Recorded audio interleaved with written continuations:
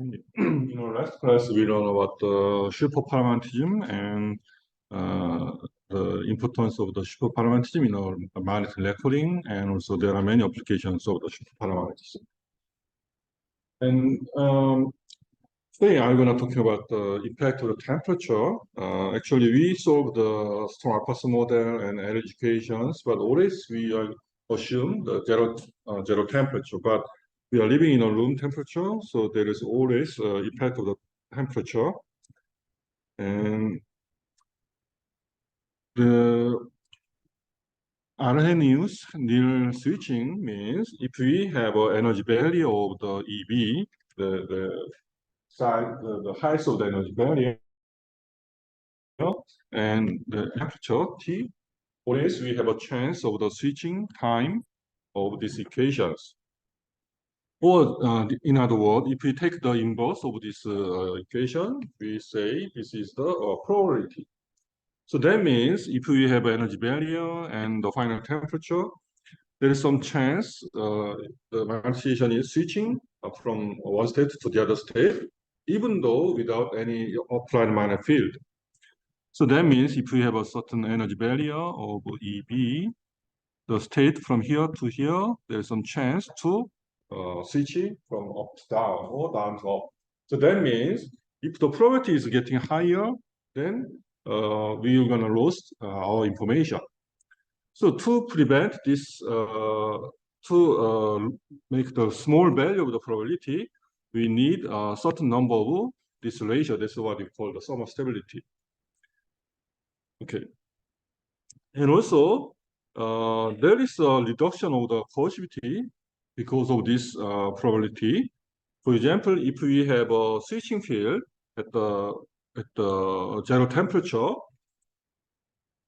let's say called HK, but the real switching field at the final temperature, we have a such relation. So look at this. This is the temperature, and this is the switching field actually. So when we increase the temperature, switching field getting lower. That is the general behavior. So there is more chance of the probability of the switching. So this equation tells us if this is the sum of stability delta, the reverse of the delta, and if we have a certain temperature, we fix the value of delta, and in this equation, the T is the temperature. So this value here can be expressed by these lines, and there are several legends here, and this is depends on the models. So I say this is the certain coefficient called A, B, C. Three coefficients we need to explain this behavior. And if we you can see if we go to the zero temperature, this term is going to zero. So we gather this HRC is same to HK. So this is the zero temperature coercivity. But if you think about the room temperature around here, this is a certain amount of the decreasement of the switching field. And even temperature is getting higher, then we have a more smaller switching field. Then how we can determine this coefficient? As I said, this coefficient depends on the researchers. There are several suggestions. For example, Sharok said the coefficient A is just 1, and the B is the 1, and C is a half. But other guys suggest different values. And for example, this is the experiment, especially this experiment C is very important. And there are several approaches. For example, this guy says C is a half, And this guy said C is 2/3, and this is the some experimental data. And also, the Igarashi, he is the one research about this field, suggests the switching barrier is lowered by the external magnetic field H.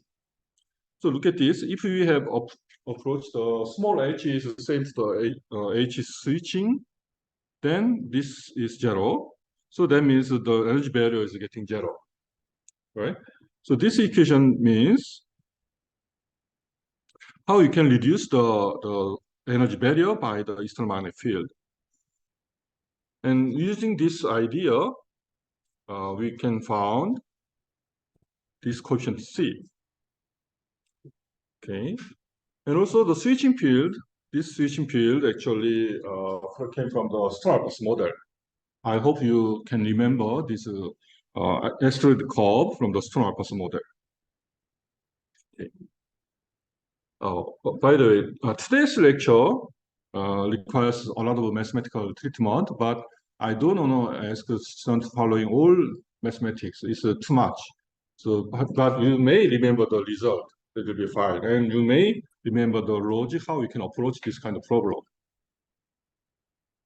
Okay. So, actually, this cartoon I already showed when we studied the Strauss model. And this one is about when we apply the field of a 30 degree from the inertial direction. And this curve is actually sine square with some certain shift. And when we apply the external magnetic field, the energy barrier is changed. And when we apply the certain energy, certain field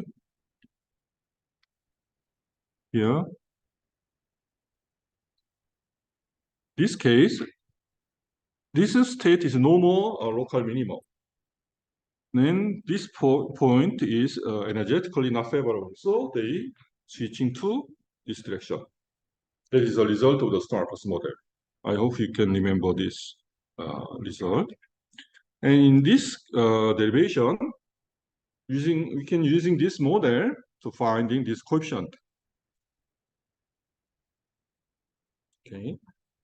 And actually, this coefficient, this exponent C, depends on the details of the shape or shape of the barrier and the real switching path. So depends on this model, the shape of the barrier and depends on the path, they can get different value of C.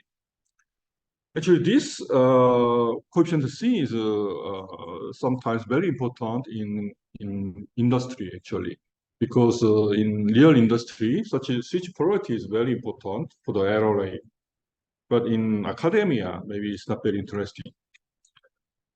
Anyway, so just imagine that if we have a certain local minimum and global minimum point, and as I said, if we have such kind of energy profile, this is the local minimum. So if our initial state is the local minimum, they are staying here for enough time. But if the value is getting lower and lower, there is some certain probability for the switching. And such probability depends on the details of this shape of the barrier, and not only the height, but the details of the barrier. And if we have a certain saddle point, I mean, not only this maximum, but there is some kind of a bypass, there are more chances for switching. So such kind of calculation requires a lot of details of this energy profile. So I'm going to show some simple example. Okay, let's assume the single domain and unique anisotropy and external field is aligned to z-axis, but the opposite direction for the switching. Okay, so the result is the energy barrier divided by QV. This is actually energy barrier at the zero without external field. but they can be expressed by this simple form. Here, the S switching is actually the anisotropic field of the given system. That is the result. So we will gonna reach this result, and I'm gonna show the derivation. Okay. So the system energy per volume is given by this simple equation. This is the anisotropic energy.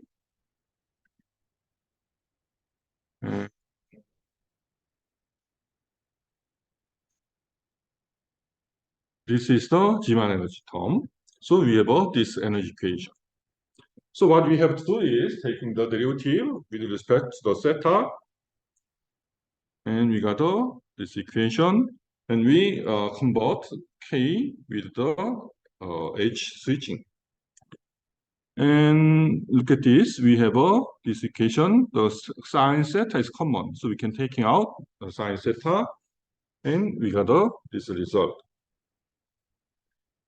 And when cosine theta satisfy this equation, this term is going to 0, and that is actually corresponding to energy maximum. Energy maximum. With this derivative, we can obtain the energy minimum or maximum. But now we are talking about the energy maximum. So let's say given external magnetic field will determine this theta 0 with this equation. And let's substitute this one to original equation. This one to this original equation. And the sine square is 1 minus, this is the cosine theta 0. So when energy is theta 0, this is the sine square, and this is the actually the cosine theta here. So can you follow it? It's okay? And when theta is 0, if you consider the theta is 0, we have only this term. And we got this result. So this is the energy minimum, this is the energy maximum. Okay. And the difference between these two energy, we call this is the delta energy. If you taking the substitution from this equation to this one, and actually this one looks complicated, but let me show.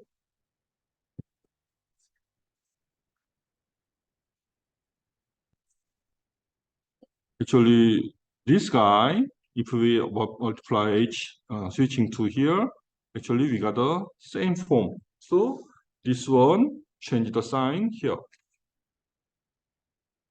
Okay, and taking the minus here, the delta E is energy theta 0 minus energy 0.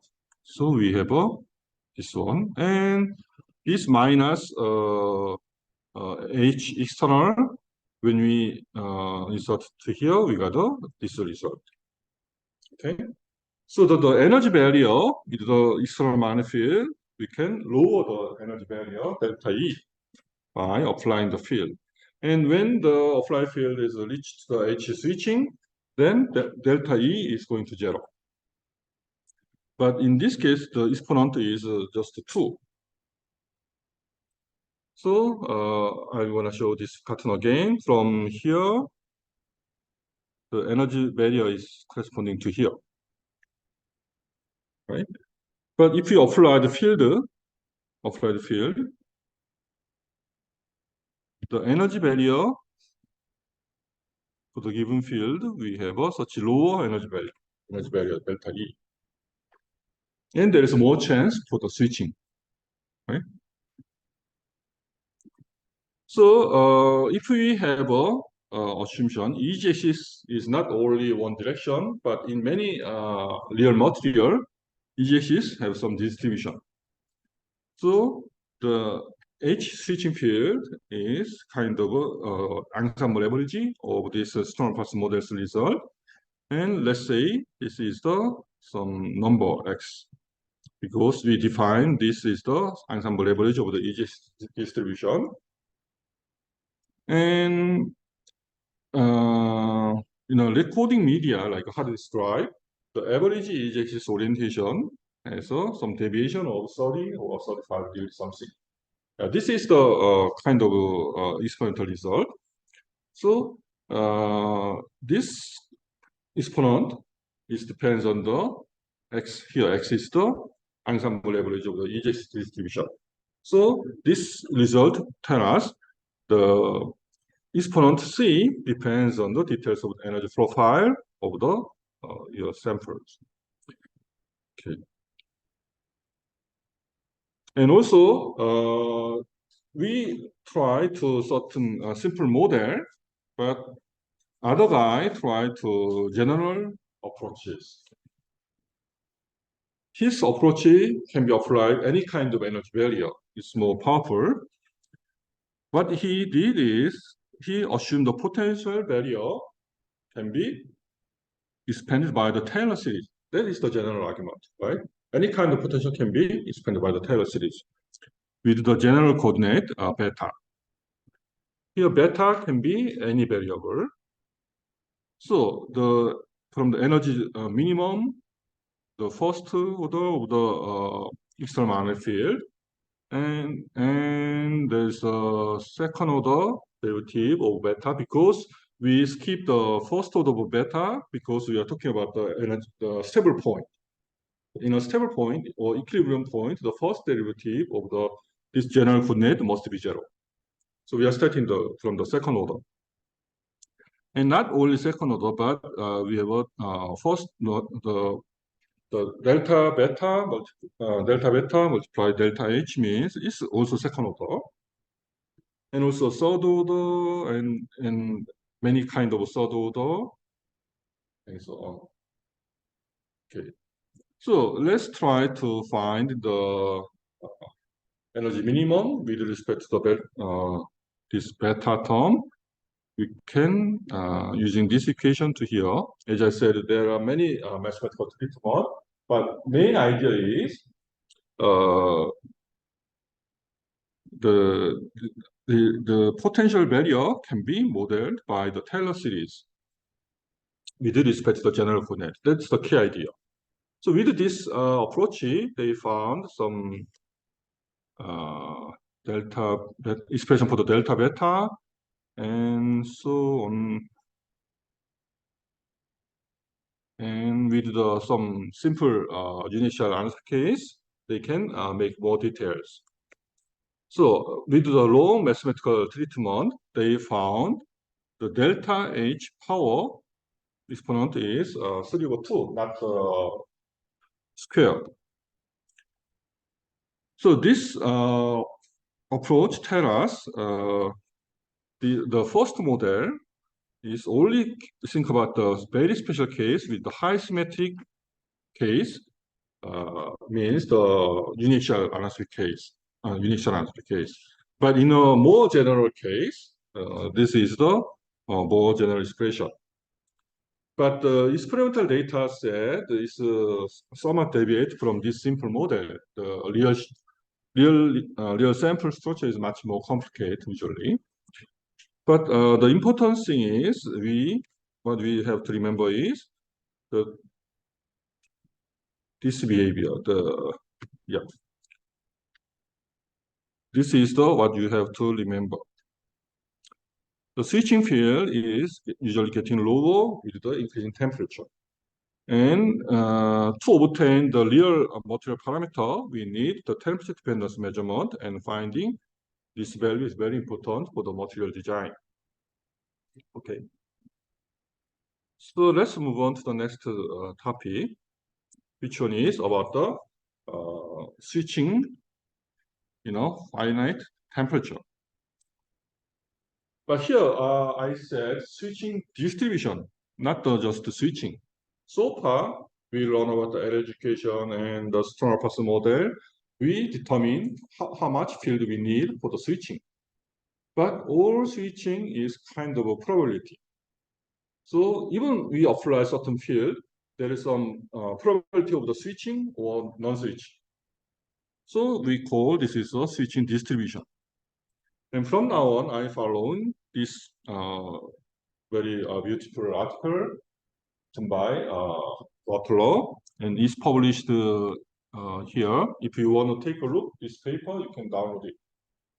Okay.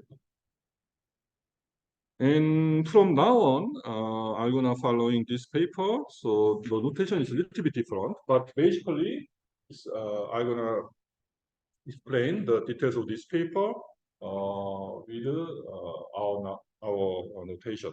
So this is the nothing else but the energy equation. This is the L is the angular momentum. So he tried to using the torque. This is the actual time derivative of the angular momentum means the torque. And this is the precession term, which one is a formula with energy equation. And this is the damping term.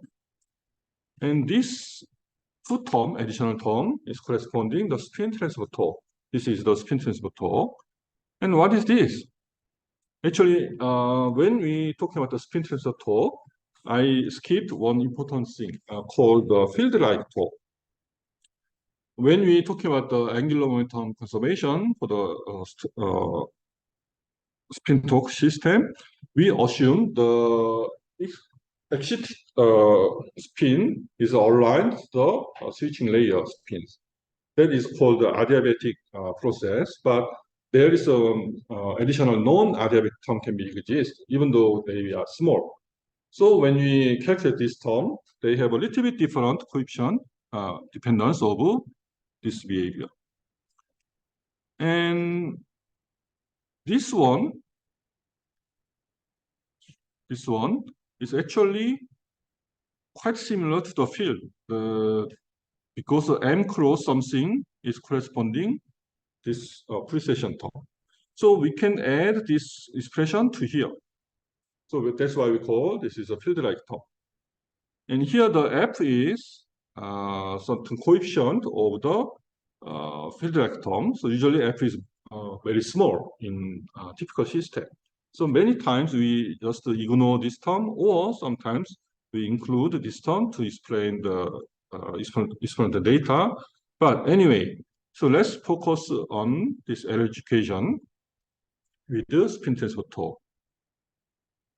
And here the I divided by E means I is current and E is the charge of the electron. So this is the number of electron per sec. That's the definition of the current. And H bar over 2 is corresponding angular momentum of each electron. So this term means the angular momentum of the total electron carried by current I. And this eta is corresponding the polarization of the spin current. Okay. So I hope all students understand what's the meaning of this equation.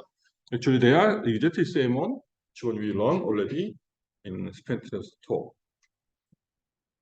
Okay. So this is about the this term. This term is corresponding. This one is called the anti-damping term or Slonczewski spin torque term. There are several names, but the most commonly used name is Slonczewski spin torque term or anti-damping term. And there is some explanation about the field-like term. And the important thing is this term, as I said, it is anti-damping. So when we have some certain precision of the spins, damping try to decrease the polar angle theta to the 0. This is the g direction. But this anti-damping term acting to opposite way. That's why you call this anti-damping. So they depends on the direction of the torque, the increase or decrease of the polar angle. So this torque acting this way or this way depends on the sign. And this field-like torque contribute to the additional effective field. So they change the rate of the precession.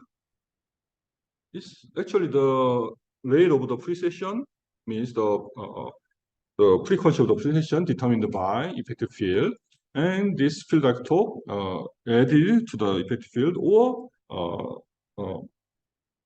acting the deposit the opposite direction. Anyway, so they contribute the switching rate also. Okay, and also we can rewrite this education in this form, the field term, and this is the STT term, and this is a field-like torque, and this is the damping torque, and there is some additional. Actually, this equation is mathematically same to this one.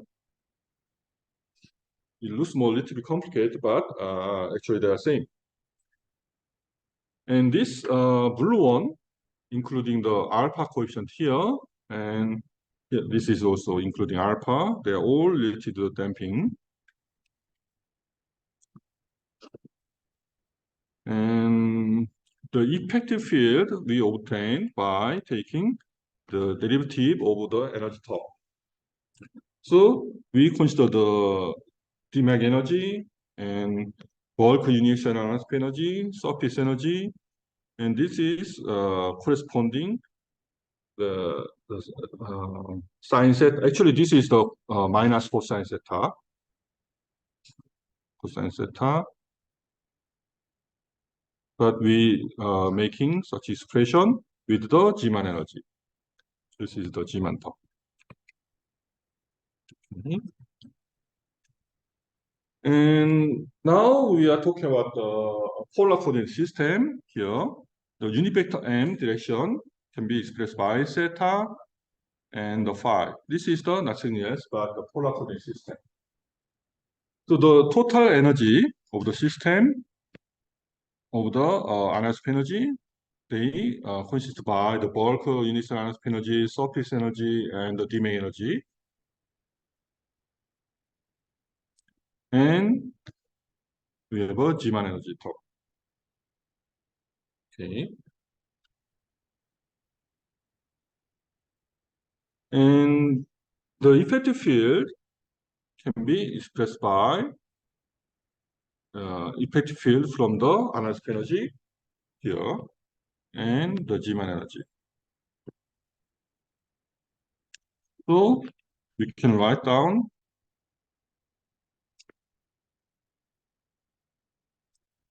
this more simple form. Here, the small h is normalized field by the effective anisotropic energy field. Okay. So this is the derivation of this effective field.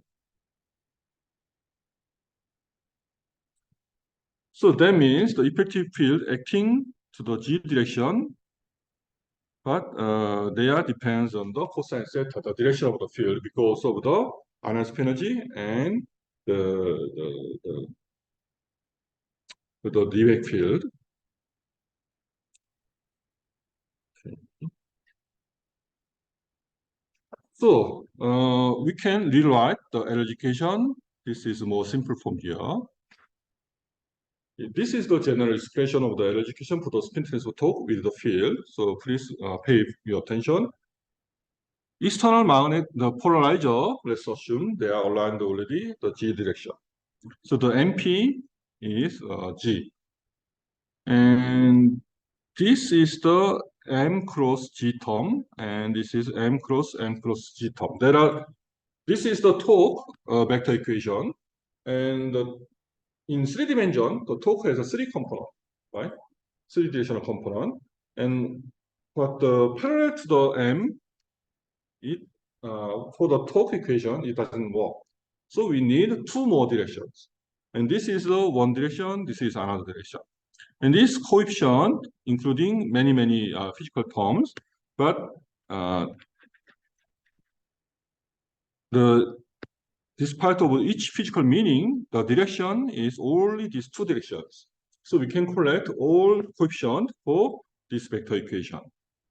And fortunately, this equation including many terms, but we have a alpha square term here and alpha term here, and we have some certain coefficient of alpha here.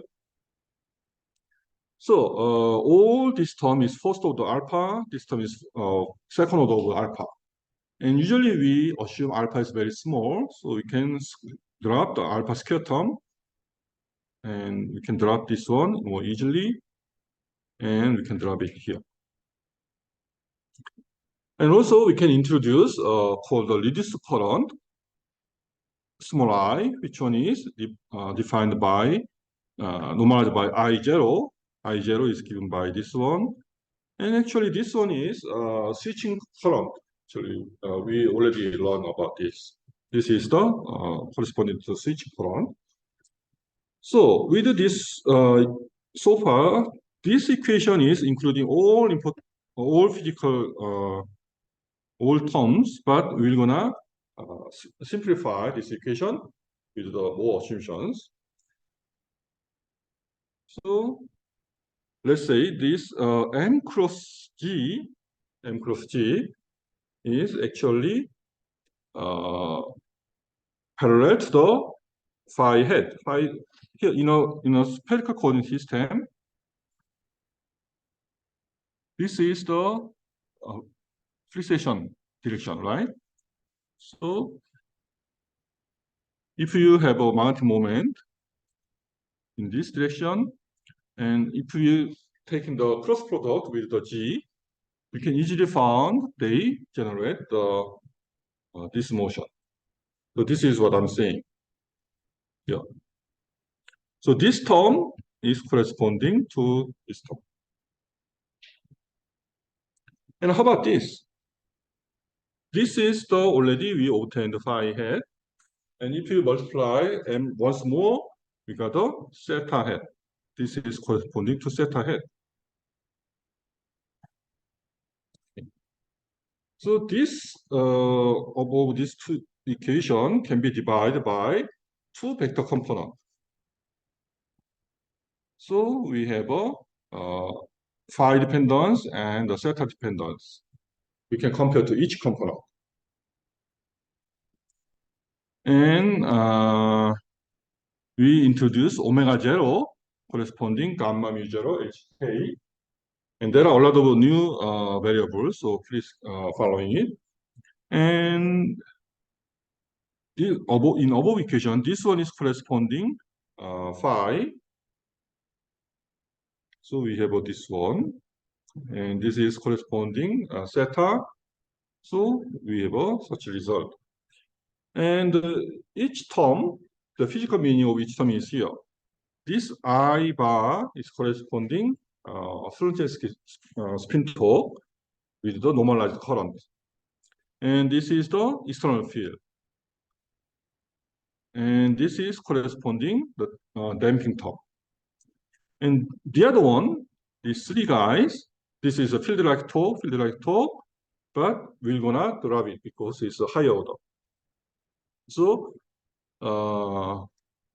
here we're gonna introduce normalized time, tau, the dimensionless time scale, tau, which one is determined by this equation.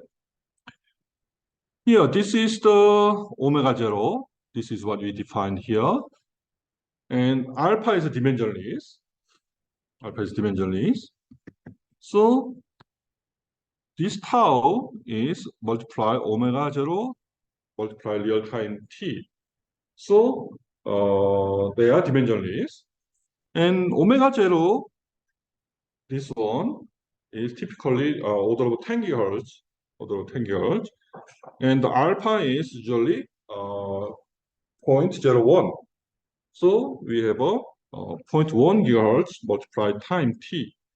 So the tau is corresponding around 10 to minus 6 something. So it's 1 tau is corresponding order of 10 nanosecond. So this time scale is important because all physics involve this tau in this time scale.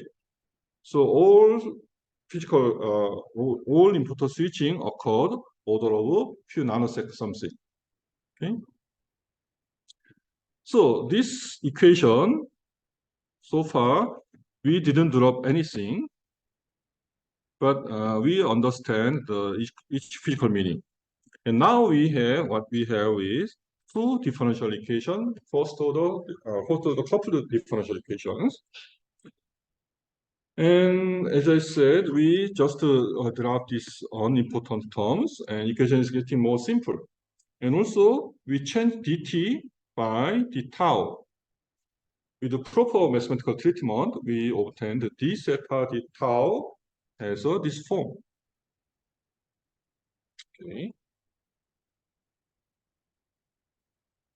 And we here introduce new I, including the field-like term, but usually they are very small. So from now on, I'm gonna say we just ignore this dependence. So I bar is same to I. So they including the not only Srunchesk term, but the field-like term, but let's assume the field-like term is not important. Okay, so now the differential equation is now much simpler form here. Okay, and we actually this part is I already mentioned the delta, the thermal stability coefficient is K, the effective enthalpy multiplied by volume by the thermal energy is corresponding to this equation, and the alpha, the delta requires certain number. As I said, thermal stability delta must be 60 to keep the to guarantee the 10 years data storage. So this I0 can be expressed by this form, and we have only fixed value of this one and this one. So only alpha over eta is synchronization, is meaningful the material dependence, and there is no way changing other material parameters. So only alpha over eta can be have a chance to reduce the required current. If we consider real material parameter, we have a switching current of the 30 microampere to 200 microampere something. So this current is somehow this number. I'm sorry, this I0 is corresponding to this number. So if the reduced current I is 1 means this I0, and we have a such range of the real current. Okay. So let's focus on this differential equation. And this theta dependence is more important compared to the phi dependence because we think about the switching. So means the switching means the theta is from starting 0 to pi. That's the meaning of the switching. So we focused on a behavior of theta. So let's start small theta, means when the mass is pointing to z direction, theta is almost 0. And because of the thermal motion, there is some deviation from the 0. But anyway, so this equation can be more simple with a small theta. Sine theta is theta, cosine theta is just 1. So this is very, very simple differential equation, right? If you take the theta by the tau, then they are proportional to theta. That is the very, very common first order differential equation we can easily solve by this result. Theta is the theta 0 exponential something tau, right? So what's the meaning? The theta 0 is the initial angle, so it must be very small. But when tau is increased, means the times go on, this theta 0, the theta value can be go to 0 or infinite. Depends on the sign over here, right? If the coefficient of the tau is positive, then this is exponentially increased. The theta is increased. But if this is a negative, then they are going to 0. So means the sign of this mathematical expression will determine the switching. So look at this equation. If we don't have field, this is just I minus 1. So as I said, I is the real current divided by I0. So if it's larger than 1, it's switching. And if it's less than 1, the switching is not occurred. Okay? And the same for the field. If we don't care about the current, this means H is larger than 1. Here is the minus 1. Then it's switching. Because the H is the normalized field. If it's larger than the another field, then switching occurs. That is the same result of the Snark's model. Right? But when we have a current and field together, they are acting similar way. Yeah, this is very rough approximation, but still they picked a very important physics. And let's assume the switching occurred at theta is pi over 2, means the magnetization is from plus G, and theta is pi over 2, means they are pointing to in plane. And then once they passing through theta is pi over 2, they are switching. Okay.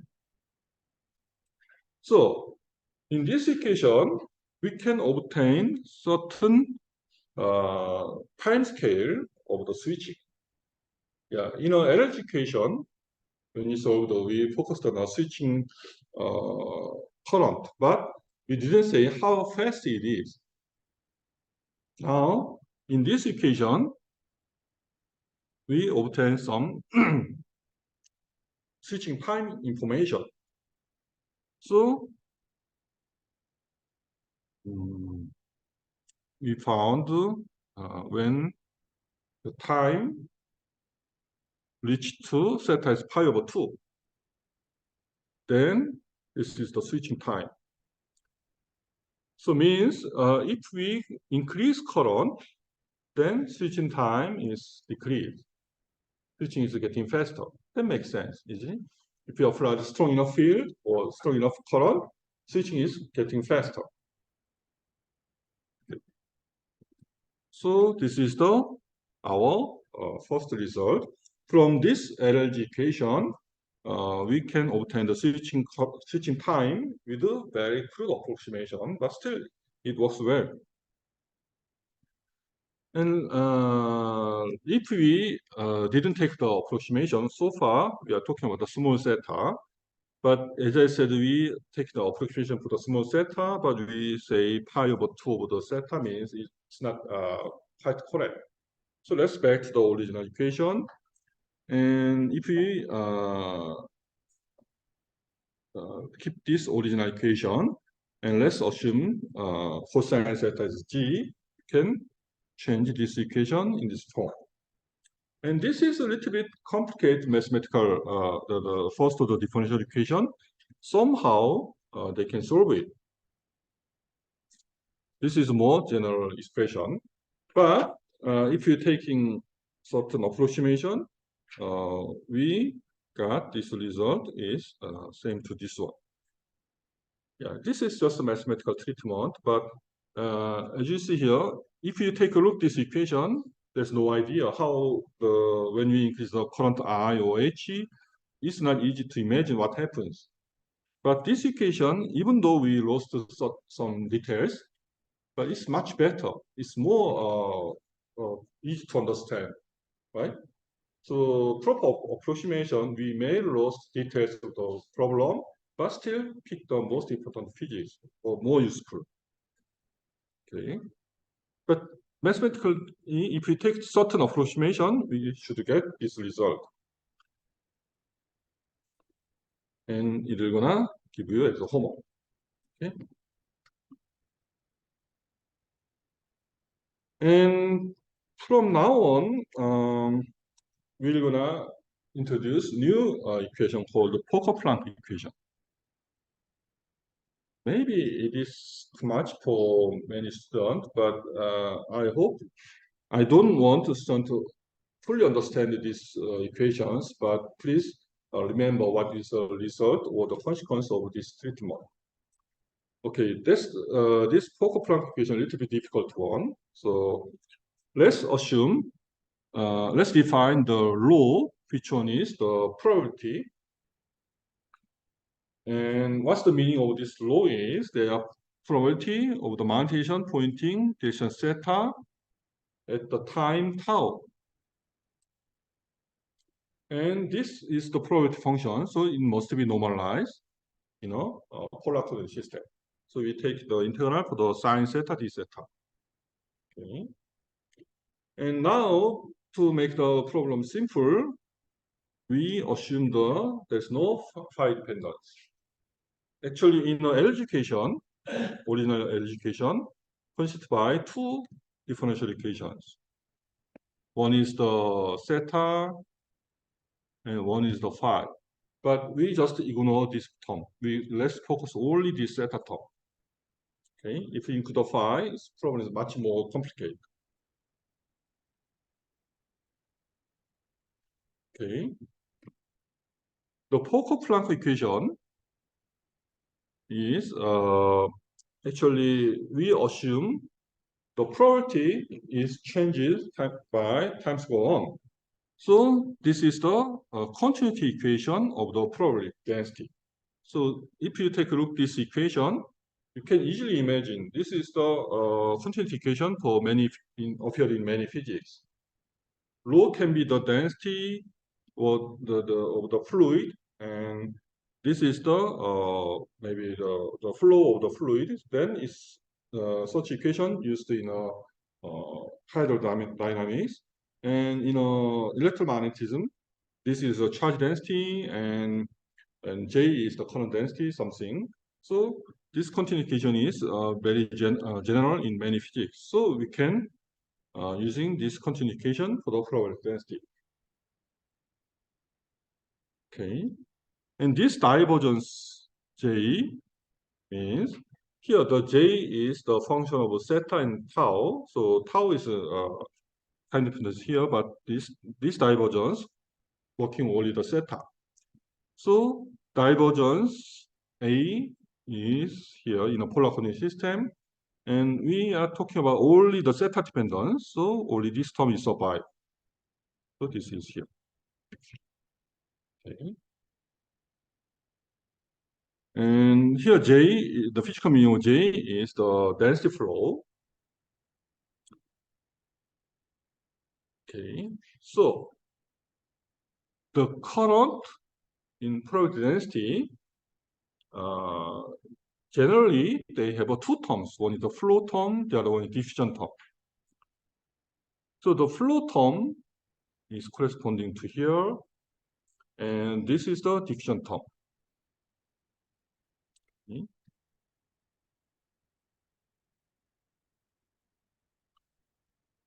And here the D is the diffusion coefficient.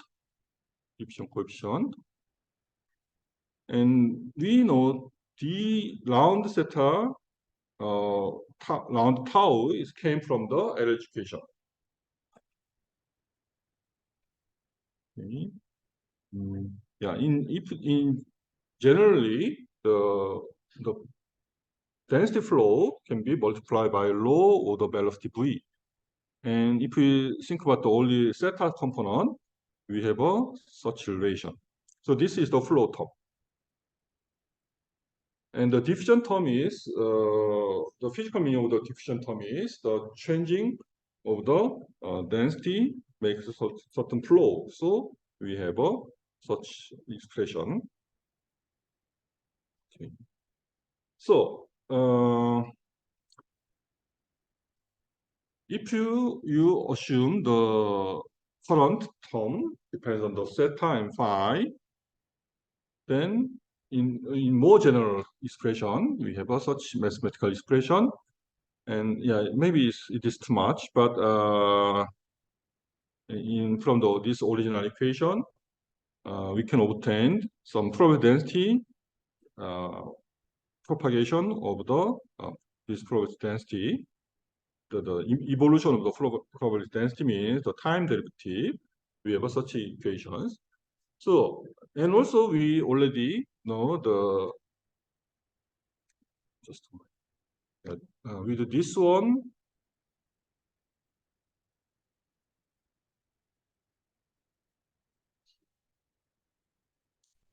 okay. So we know round rho, round tau, we have this form. Okay, so please remember that. Here, we obtained the round rho, round tau as this form. And J zeta, we have this one. J zeta, we have two terms. And we know already round zeta, round tau from the error equation.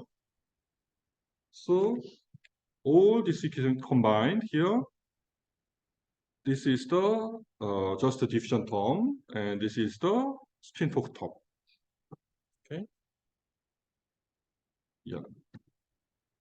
It's not easy to following, but just try to catch up. And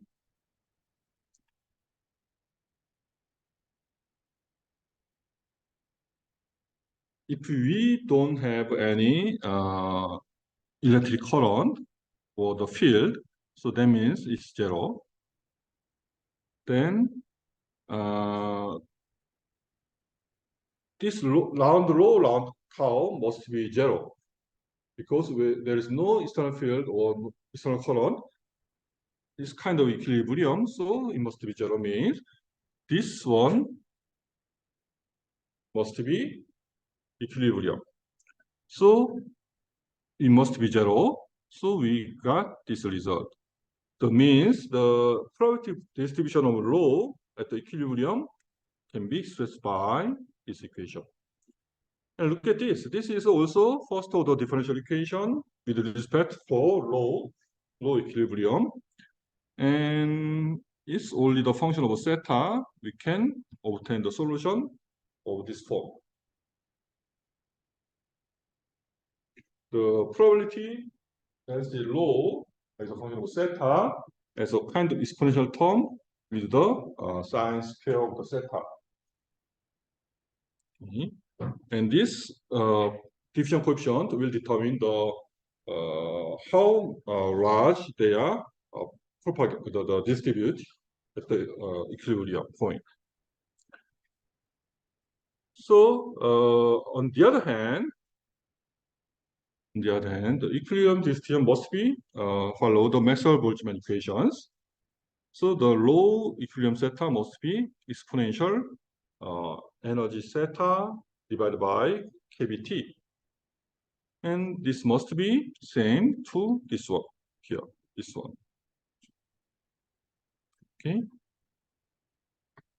So this is the delta.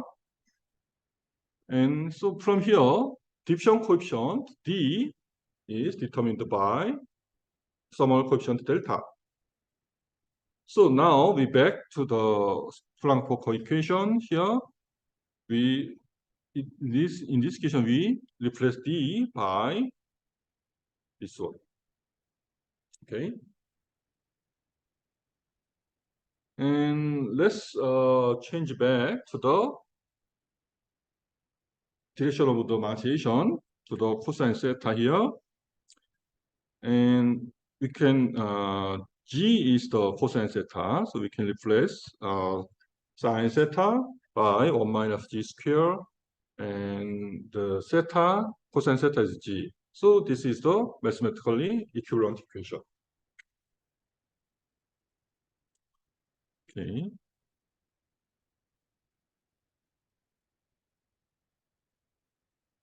And this round zeta, sine zeta is just a round G.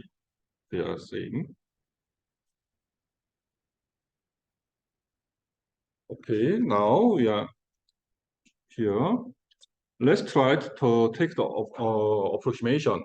If zeta is small, as we already did, we can check the this is 1, this is zeta, this is zeta, and so on here. This is the good approximation. And if we solve this differential equation, it's not that easy. So we can try some trial solution or using some answers. The rho must be exponential term, and the theta dependence is exponential theta square. Actually, this is quite reasonable if you think about the physical meaning of the rho. And also, we have a normalized condition. So this must be, if you insert this rho, then take the average, then they generate this number, and this must be 1. So the A is always related with W. Yeah. Okay. And that means we can change this equation, this rho, but if you substitute this equation here, and we obtain this simple equation here. Here the nu, including effect of the current and field, is more simple. And this can be solved with the boundary condition, means when tau is going to 0 means the initial condition, then W must be 1 over delta 0. So we can obtain such expression. And from here, we obtain the rho, which one we want found. So once we obtain the W here as a function of the tau and nu, here, nu is here with the delta 0. And we got the probability function rho. Okay. So for the assumption of the long time means nu multiplied tau is larger, or in other words, tau is larger than this one. But can you remember that this one is quite similar to the switching time? So means we think about the time scale of the very long, for the longer than switching time. Then the W is going to infinite. So rho must be proportional to here, and this term has some more complicated form. But anyway, this is not important. So the switching probability must be taking the integral for the rho from 0 to pi over 2 means it's not, if you're taking all angles, they must be 1. But 0 to pi over 2 means it's non-switching probability. So if we found this equation, we can obtain this expression. This is a very important result. The non-switching probability means if we have a device, we are talking about the memory. So our memory system is, let's say, 1 gigabit. Then we have a 10 to 9 cells, right? But if we have a non-switching probability of the 10 to minus 6, means if we want to switch it, but the switching is not happens with this probability. If we have a 1 gigabit, then this 1 ppm failure is very significant. Means it looks like only the 1 ppm means only 1 bit is failure for million bit. But for the 10 to 9 bit, this probability is very high. So they need to reduce it more and more. Then how we can reduce it? If you have a large W, then I'm sorry, the W must be, yeah, it must be small. It must be small. So then this value, I'm sorry, it must be large. Sorry, W must be large because if it's getting large, then this is getting small. Then we have a 1. So the non-switching probability is going to 0, right? Then how we can make the large W? That is the what we have to understand. Okay, and W is here, and please remember that the nu is the I minus H over minus 1. So if you have a large current, then this number is getting large, right? This one is getting large. So we need large current to guarantee a small non-switching probability. So this W can be expressed by more simple form here, and this term can be, this one is order of 1, but this term can be easily large for the large enough current.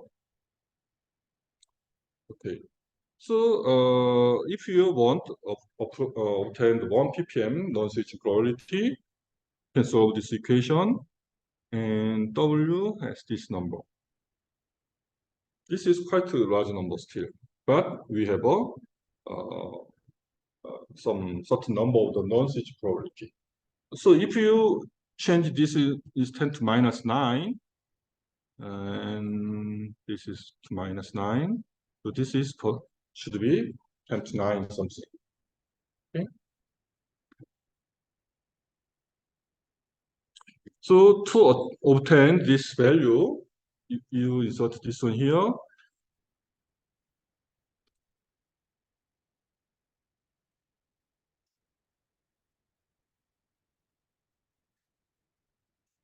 Yeah.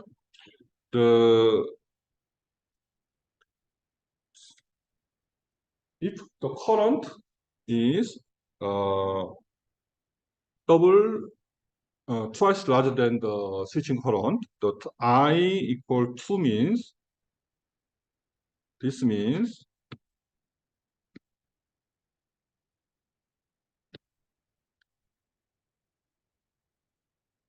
yeah, sorry, maybe here is better. Okay, I is 2 means twice of the switching current, and tau 3.8 tau means is taking the longer time than the switching time. We have to wait for a long time. And if we apply tau is 10, and tau is, sorry, I is 10, then tau is also 10 something to achieve this result. Okay. So I'm going to show the final result of this numerical result. This curve tells us many important result. Here the theta is, we are starting from 0, means that they are pointing up. And this is pi, corresponding pi means is minus g, right? And the y-axis is low theta. So when tau is 0, means if we apply current 1.5 rather than the switching current, at the tau is 0, this curve means the magnetization is pointing g direction, but there is some certain probability they are pointing such angles. For example, 0.5 is corresponding value is here. So, but this, look at this, this is the log scale. So there is a finite chance they are pointing something here, the thermal motion. But the probability is very, very small. Let's say 10 to minus 5 something. But 0.5 of the radian, it's a relatively large number. It's 30 degrees something, right? So it means at the 0, with the tau 0 means we didn't apply any current. So they are pointing g direction, but probability of the pointing the angle of 30 degree is 10 to minus 4, 10 to minus 5 something. That's the meaning. And what happens if you applied a certain current and tau is 2? Means tau is here. We have a normalized time scale, and it's corresponding to about 10 nanoseconds something. Then this curve means this is the tau 2 means about 20 nanoseconds something. Then from the pointing G to the minus G, there's some chance of the switching, but the probability that the switching is very low. But some bit is changing within the tau is 2. But many bit is something here in middle of the angle. Okay? But after the tau is 4, it's dramatically changed. This tau is 4 means this curve. So now we have a very high probability of the switching. But still, there is some chance of the non-switching part.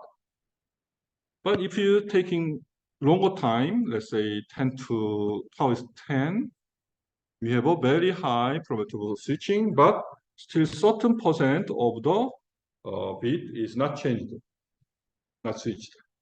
So this curve means this situation.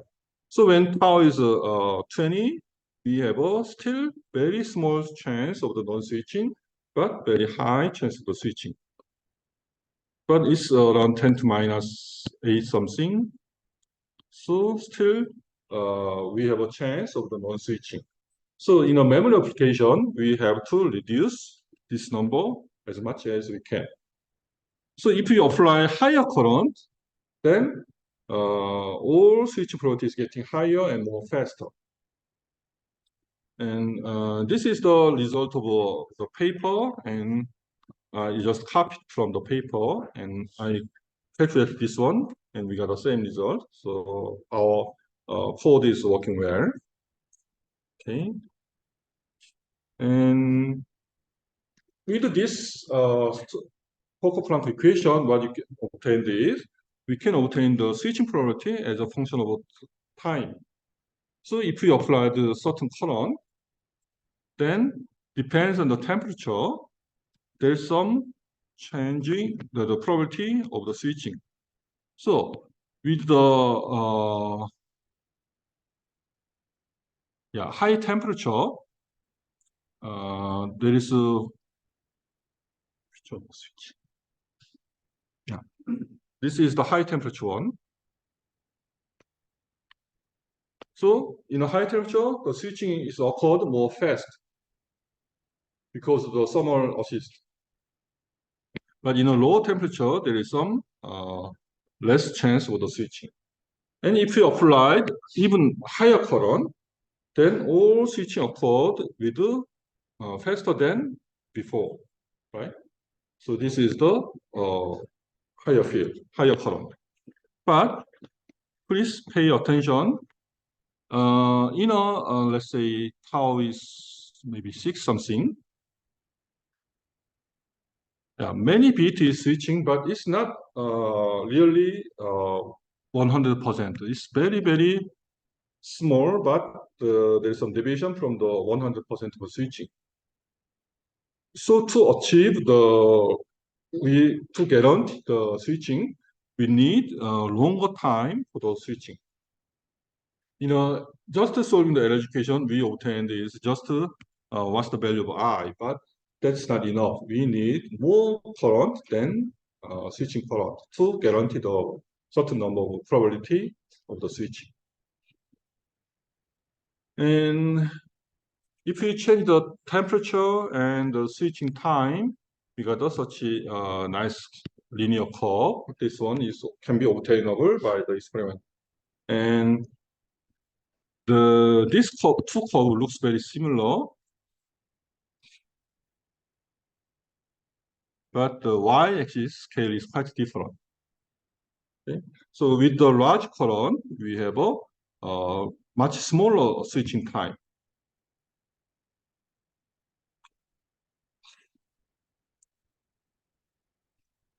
Okay. Actually, there are so much more things, but the take-home message of today's lecture is temperature is always important. Then they give a certain probability because all such behavior, such kind of device working at the room temperature, we always think about the certain probability of the switching. Okay? And there's something more, but this may be too much. It's not important.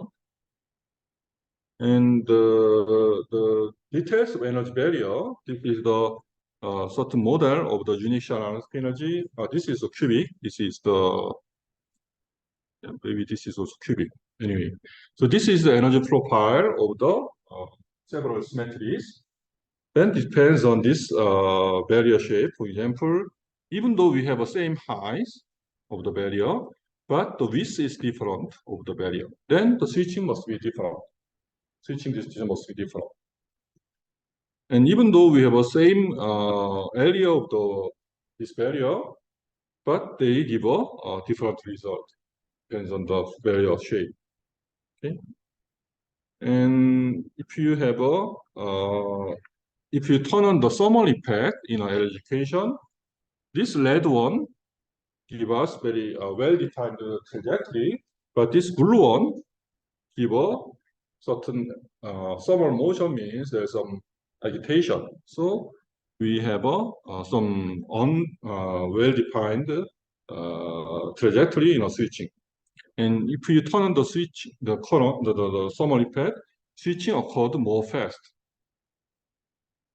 Okay, and this Fokker-Planck equation with energy equation and Spintel's torque is very important in memory writing mechanism. And I really want to emphasize, you don't need to fully understand this procedure, but please remember that take-home message. The temperature is very important in many applications, and also they will determine the switching behavior. Not only these magnetic materials, but if you are working any kind of such as switching things, the thermal effect is always involved. Okay.